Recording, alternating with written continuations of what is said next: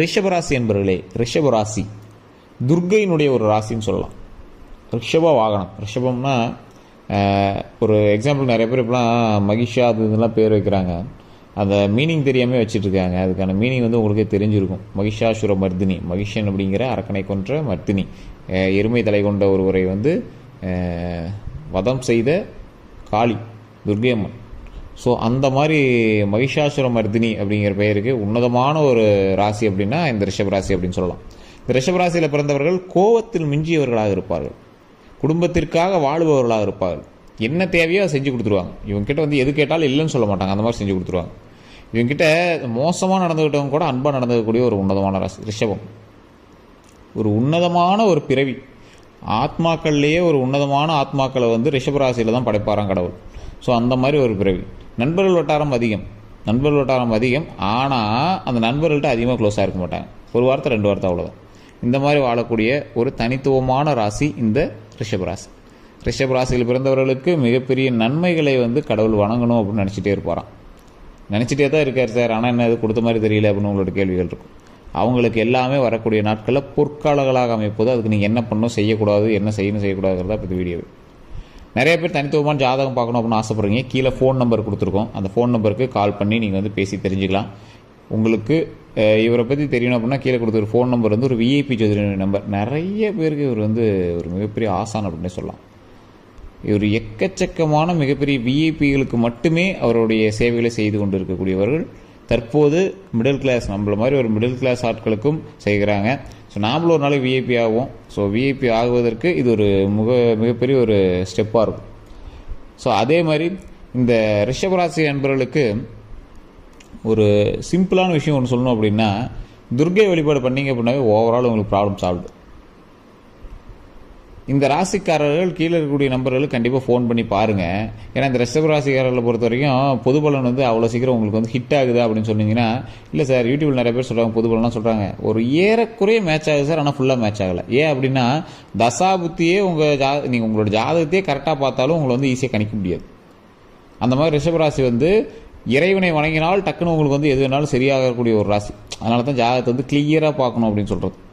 உங்களோட ஜாதகத்தை பார்க்குறீங்களோ இல்லையோ உங்கள் குடும்பத்தில் இருக்கிறவங்களோட ஜாதகத்தை பார்க்கணும். ரிஷபராசி இணைந்து செயல்படக்கூடிய ராசி. நீங்கள் ஏதாவது ஒன்று பண்ணீங்க அப்படின்னா உங்கள் ஃபேமிலியோட இருக்கிறவங்களையும் சேர்ந்து தான் இணைந்து செயல்படும். ஸோ அதனால் உங்களோட ஜாதகத்தை கண்டிப்பாக நீங்கள் வந்து பாருங்கள். உங்கள் வீட்டில் இருக்கிறவங்களோட ஜாதகத்தையும் கண்டிப்பாக பாருங்கள். இந்த ராசியை பொறுத்த வரைக்கும் நீங்கள் துரோகங்களை அனுபவித்த ராசி. கடவுள் வந்து உங்களுக்கு இந்த துரோகத்தில் அனுபவிச்சுட்டேன், இதுக்கு மேலே நீ ஒரு நன்மையை வந்து உனக்கு கொடுக்குறேன், இந்த நன்மையை நீ வந்து கரெக்டாக செஞ்சுக்கிட்டு வா, இந்த நன்மையை செய்யும் போது உனக்கு ஒரு மிகப்பெரிய ஜாக்பாட்டும் கொடுக்குறேன் அப்படின்னு காத்துட்டு இருக்கும் பார்த்தீங்களா, அந்த காலம் இந்த காலம். அப்போ அந்த காலத்தில் நீங்கள் எப்படி இருக்கணும்? நீங்கள் நல்லது செய்கிறீங்களோ இல்லையோ, நல்லது செய்கிற மாதிரி வெளியே காட்டிகிட்டாவது இருக்கணும். அதான் இப்போ ஒரு எக்ஸாம்பிளுக்கு உங்களுக்கு வந்து ஒரு பதவி கொடுக்குறாங்க, பதவிக்கு முன்னாடி நல்லா நடிக்க, நல்லா வேலை செய்கிற மாதிரி நடிப்பீங்கல்ல, அந்த மாதிரியாவது நீங்கள் வந்துருக்கணும். நீங்கள் நடிக்கிறீங்களோ இல்லையோ நீங்கள் செய்யுங்க. ஒரு 50 பேர்த்துக்காவது உங்கள் கையால் அன்னம் கொடுத்துருக்கணும். இந்த ரிஷபராசிக்காரர்கள் ஒரு 50 பேர்த்துக்காவது உங்கள் கையால் அன்னம் கொடுத்துருக்கணும், சாப்பாடு. பெருசாக நீங்கள் பல்காக போடணும்னு அவசியம் இல்லை. 1000 ரூபா செலவு பண்ணிங்கன்னா 50 பேருக்கு ஈஸியாக சாப்பாடு போட்டுடலாம். சும்மா ஒரு 10 ரூபா 20 ரூபா தயிர் சாதம் நீங்கள் கொடுத்தீங்கன்னா போதும். ஒரு சின்ன கப்பில் தயிர் சாதம் வச்சு கோயில் வாசலில் இருக்கிற ஒரு 50 பேருக்கு கொடுத்தீங்கன்னா கூட போதும். இதன் மூலமாக பல நன்மைகள் உங்களுக்கு வந்து சேரக்கூடிய ஒரு நாட்கள். இந்த துர்க்கை அம்மன் வழிபாடில் நவதுர்க்கை வழிபாடுன்னு ஒன்று இருக்குது.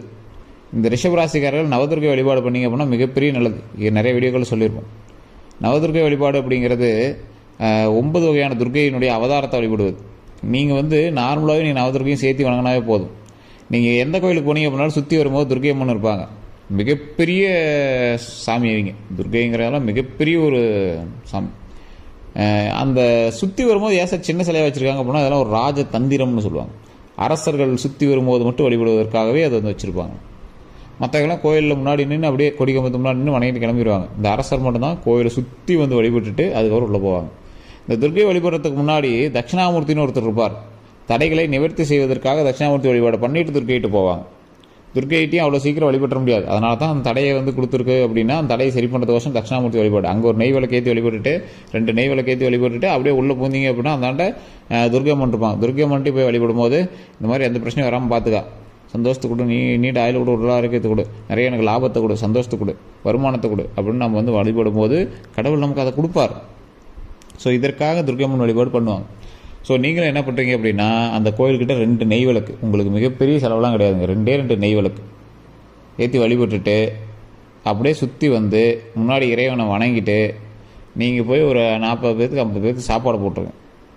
இதை மட்டும் செஞ்சீங்க அப்படின்னா உங்களுடைய லைஃப்பில் மிகப்பெரிய நன்மை தரக்கூடிய ஒரு காலகட்டமாக அமையப்போகுது. வரக்கூடிய விஷயங்கள்லாம் சின்னதாக தட்டி போகுது அப்படின்னா என்ன ஒரு விஷயம், உங்களுக்கு தட்டி போகிற விஷயங்கள் எல்லாமே தடைப்படுதுன்னு அர்த்தம். தடைப்படுறது எதனால்? ஒன்று குலதெய்வ வழிபாடு இல்லாதனால, இன்னொன்று உங்களுடைய ஜாதக ரீதியாக சில இன்னல்கள் இருக்கிறதுனால.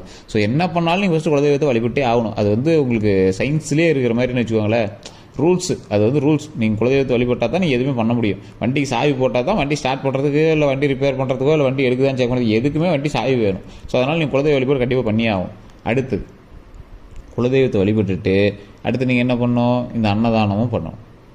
பண்ணிவிட்டு ஓம் நவதுர்கையை போற்றி, ஓம் நவதுர்கையை போற்றி, ஓம் நவதுர்கையை போற்றி அப்படின்னு மறக்காமல் 7 முறை சொல்லுங்கள். இதை கமெண்ட் செக்ஷனில் மறக்காமல் பதிவிடுங்க. ஓம் நவதுர்கையை போற்றி, ஓம் நவதுர்கையை போற்றி, ஓம் நவதுர்கையை போற்றி, ஓம் நவதுர்கையை போற்றி, ஓம் நவதுர்கையை போற்றி, ஓம் நவதுர்கையை போற்றி, ஓம் நவதுர்கையை போற்றி. இந்த ஓம் நவதுர்கையை போற்றிங்கிறது மிகப்பெரிய ஒரு சக்தி வாய்ந்த ஒரு விஷயம். நவதுர்கைன்னா 9 வகையான துர்கையை வழிபடும் போது அதற்கான பவரை வந்து அடையக்கூடிய ஒரு காலகட்டம். ஸோ இந்த நவதுர்கை வழிபாடுனால ஒரு வைப் உங்களுக்குள்ளே க்ரியேட் ஆகும். அந்த வைப்னால மிகப்பெரிய பாசிட்டிவ் எனர்ஜி உங்களுக்கு வரும். அந்த பாசிட்டிவ் எனர்ஜி உங்களுடைய வாழ்க்கையை வளர்த்துவதற்கு மிகப்பெரிய உறுதுணையாக இருக்கும். சரி, இந்த காலத்தில் இதெல்லாம் கிடைக்கும் சார், எது செய்யக்கூடாது, எது பர்ஃபெக்டாக இருக்கும், எது உங்களுக்கு செட் ஆகாது? இந்த காலத்தில் வண்டி வாகனங்களில் ஜாக்கிரதை ஃபஸ்ட்டு பாயிண்ட்டு. 2 வீலரில் போகிறீங்க அப்படின்னா ரொம்ப பார்த்து போயிட்டு வாங்க. தேவையில்லாம் வேறவன்ட்ட வண்டி கொடுத்து நீங்கள் பின்னாடி உட்காந்துட்டு போகிறது, எவனே தெரியாதவன்ட்ட லிஃப்ட் கேட்டு போகிறது, அதே மாதிரி இந்த இதில் வண்டி யார்ட்டையாவது கொடுத்து நீ போயிட்டு வா அப்படின்னா உங்கள் வண்டி வேறவன்ட்ட கொடுத்து விட்றது. ஸோ இந்த மாதிரி 2 வீலர் சம்மந்தப்பட்ட விஷயங்களில் நீங்கள் ரொம்ப கவனமாக இருக்கணும். அடுத்தது 2 வீலர் சம்மந்தப்பட்டமான விஷயங்கள் மட்டும் இல்லை, 4 வீலரில் வேகமாக போகிற விஷயங்கள் தடுக்கணும். சீட் பெல்ட் அணிஞ்சிட்டு போங்க. அரசாங்க விதிகளை பின்பற்றி வாகனங்கள் ஓட்டுங்க. மது போதையில் வண்டி தொடாதீங்க. மது போதையில் இருக்கிறவங்க கூட பின்னாடி உட்காந்துட்டு போகாதீங்க. 4 பேர் 5 பேர் ஏறுறது தேவையே இல்லாத ஒரு விஷயம். லாங் ட்ரிப்பு போய்ட்டுறோம், அந்த மாதிரி விஷயங்களை கொஞ்சம் தவிர்க்கிறது நல்லது. கோயிலுக்கு போய்ட்டுறோம், லாங்காக ட்ரைவ் போய்ட்டுறோம், கோயிலுக்கு தானே போய்ட்டுறோம், அதுக்கு என்ன ஆகுது அப்படிங்கும் போதெல்லாம் நீங்கள் வந்து வண்டி ஓட்டுறீங்க அப்படின்னா கொஞ்சம் பார்த்து போயிட்டு வாங்க. ஸோ இதுதான் வந்து ஒரு முக்கியமான ஒரு விஷயம் உங்களுக்கு கருதப்படுது. அதே மாதிரி சொத்து விவகாரங்களில் தேவையில்லாத தலையீடுகள் தற்போது நம்மளுக்கு தேவையில்லை. சார் அது என்ன சார் பண்ணுறது, கேஸ் போட்டு தானே ஆகணும், பண்ணி தானே ஆகணும், பண்ணலாம், ஒன்றும் தப்பு இல்லை. தேவையில்லாமல் நீங்களாக போய் மூக்க நுழைச்சி பிரச்சனையே இல்லாத இடத்துல பிரச்சனையை உருவாக்கி பண்ணோம் அப்படின்னு டைம் கரெக்டாக தானே போயிட்டுதுன்னு நீங்கள் அது நோண்டாதீங்க. கரெக்டாக பொறுமையாக போயிட்டு வாங்க. அந்த பிரச்சனையாக வந்துச்சுன்னா நீங்களாக அதை சால்வ் பண்ணிடணும். சொத்து பிரச்சனைலாம் நீங்களாக போய் ஒரு பிரச்சனையை கிரியேட் பண்ணக்கூடாது. அந்த மாதிரி ஒரு சூழ்நிலையில் நீங்கள் இப்போ இருக்கீங்க. அதே மாதிரி கடன் ரீதியான பிரச்சனைகள், வேற எங்களுக்கு செக்யூரிட்டி போடுறது, வாங்கி கொடுக்குறது, நீங்கள் பெரிய ஆளாக இருந்து பஞ்சாயத்துக்கு போகிறது, அதெல்லாம் வந்து உங்கள் பக்கமே டேர்ன் ஆகிறது வாய்ப்புகள் அதிகமாகவே இருக்குது. ஸோ அந்த மாதிரி விஷயங்களில் கொஞ்சம் கவனம் தேவை. ஸோ இந்த ரிஷபராசிக்காரர்களை பொறுத்த வரைக்கும் கல்வி, தொழில், இது எல்லாமே ஓரளவுக்கு பரவாயில்லையா இருக்குது. தொழிலில் அதிக முதலீடு போட்டு ஆரம்பிக்கிறீங்க அப்படின்னா கொஞ்சம் பார்த்து இது பண்ணணும். வாகனங்கள் வாங்குற விஷயத்தில் ரொம்ப யோசித்து தனிப்படையான ஜோதிடத்தை பார்த்து கண்டுபிடிக்கணும். அதே மாதிரி சொத்து விவகாரங்கள், ஏதாவது சொத்தில் பேர் மாற்றது, டாக்குமெண்ட் ரீதியான விஷயங்கள்லாம் இப்போ நடந்துட்டுருக்கு அப்படின்னா டாக்குமெண்ட் ரீதியான விஷயங்களை கவனம் தேவை. மற்றபடி ஒன்றும் இஷ்யூஸ்லாம் கிடையாது. நீங்கள் ஆட்டோமேட்டிக்காக கிரைம் பண்ணுறதோ இல்லை எந்த ஒரு விஷயமும் பண்ணலாம். உங்கள் பேரில் ஒரு டைம் தனிப்படையான ஜோதிடத்தை பார்த்துட்டு உங்களோட வீட்டில் இருக்கிறவங்க பேரில் கூட கிரைம் பண்ணுங்கள். தற்போதைய நிலைமை வந்து உங்கள் பேரில் போடுறதுக்கான காலகட்டம் வந்து ஓரளவு கொஞ்சம் 30% தான். ஸோ அதனால் உங்களோட தனிப்படையான ஜாதகத்தை ஒரு டைம் பார்த்துட்டு நீங்கள் பண்ணீங்க அப்படின்னா ரொம்ப நல்லது. உங்களோட தசாபுத்தி செக் பண்ணிட்டு நீங்கள் வந்து பண்ணீங்க அப்படின்னா இன்னும் ரொம்ப நல்லது. கீழே ஃபோன் நம்பர் கொடுத்துருக்கோம், வேணும் அப்படின்னா அதை நீங்கள் கேட்டு தெரிஞ்சுட்டு நீங்கள் வந்து பண்ணலாம். தற்போதைய காலகட்டத்தில் உங்களுக்கு ஒரு கிரைம் கண்டிப்பாக இருக்கும். இந்த ஒரு ஏதோ நேம் ட்ரான்ஸ்ஃபர் பண்ணுறதோ இல்லை ஏதோ ஒரு லேண்ட் வாங்குறதோ இல்லை மாற்றுறதோ விற்கிறதோ ஏதோ ஒரு விஷயம் வந்து உங்களுக்கு நடந்துட்டு தான் இருக்கும். அதனால் உங்களோட நேமில் மாற்றுறது மட்டும் அதை செக் பண்ணிக்கோங்க. மற்றபடி ஒன்றும் இஷ்யூஸ் கிடையாது. ரொம்ப நாட்களாக நீடித்து வந்த கேஸ் நிலுவைக்கு வரக்கூடிய ஒரு காலம், ப்ராப்ளம் எல்லாமே சால்வ் ஆகக்கூடிய ஒரு நேரம். அந்த நேரத்தில் நீங்கள் என்ன செய்யணும் செய்யக்கூடாது அப்படிங்கிறத முன்னாடியே வந்து கடவுள் கணிச்சு சொல்லக்கூடிய ஒரு காலகட்டம். இப்போ நீங்கள் என்ன பண்ணணும், இது வெற்றி அடையுமா அடையாதான்னு உங்களுக்கு முன்னாடியே இன்டிமேட் கொடுத்துரும். ஆனால் ஓரளவுக்கு 70% இழுபறியாக தான் இருக்குமே தவிர சக்ஸஸ் ஆகி டக்குன்னு உங்கள் கைக்கு போகக்கூடிய காலகட்டம் கிடையாது. கொஞ்சம் பொறுமையாக தான் பண்ணணும், கொஞ்சமாக தான் போகும். அந்தளவுக்கு தான் உங்களுக்கு வந்து நடந்துட்டுருக்கு. ஸோ இதை மட்டும் சரியாக பண்ணீங்க அப்படின்னாவே போதுமானது. ஓம் நவதுர்கை போற்றி, ஓம் நவதுர்கை போற்றி, ஓம் நவதுர்கை போற்றி அப்படின்னு மறக்காம கமெண்ட் செக்ஷனில் 3 டைம் பதிவிட்டுட்டு ஃப்ரீ டைமில் நீங்கள் வீட்டில் இதை சொல்லி பாருங்கள். 7 டைம் சொல்லி பாருங்கள். அவ்வளோதான். மற்றபடி உங்களுக்கு எல்லாமே ஓரளவுக்கு பர்ஃபெக்டாக தான் இருக்குது. உடல் ரீதியான விஷயங்களை கவனம் தேவை. லைட்டாக ஏதாவது பண்ணிச்சு அப்படின்னா உடனே டாக்டர் பார்த்துடணும். இது வந்து மெயினான ஒன்று. ஸோ இதெல்லாம் உங்களுக்கு வந்து ட்ராபேக்ஸாகவும் இருந்தது, அது சொல்லியாச்சு. சக்ஸஸ் பாயிண்ட்டும் உங்களுக்கு இருக்குது. அது கண்டிப்பாக நீங்கள் வந்து துர்க்கையம்மன் வழிபாடு பண்ணிட்டு ஒரு 50 பேருக்காக சாப்பாடு போட்டிங்க அப்படின்னா மீடியமாக ஒரு நார்மலாக நடக்கக்கூடிய விஷயம் உங்களுக்கு ஒரு நல்லபடியாக சந்தோஷமாக நடக்கும்.